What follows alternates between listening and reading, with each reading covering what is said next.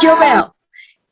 cuál es el lenguaje del amor que utiliza mi pareja, puedo comunicarme de una mejor manera con él sin necesidad de utilizar el lenguaje verbal, sino puedo utilizar el mismo lenguaje que él o ella requiere. Y ojo, verifica cuál es tu lenguaje del amor y verifica que él sepa que ese es tu, o ella, él o ella, sepa cuál es tu lenguaje del amor y cuál es el que tiene tu pareja, para que así los dos sepan comunicarse, porque ahí viene también ay, es que nunca me hace caso, ay, es que yo le digo las cosas, es que se lo estoy diciendo todo el tiempo, yo soy palabras de afirmación todo el tiempo, pero él,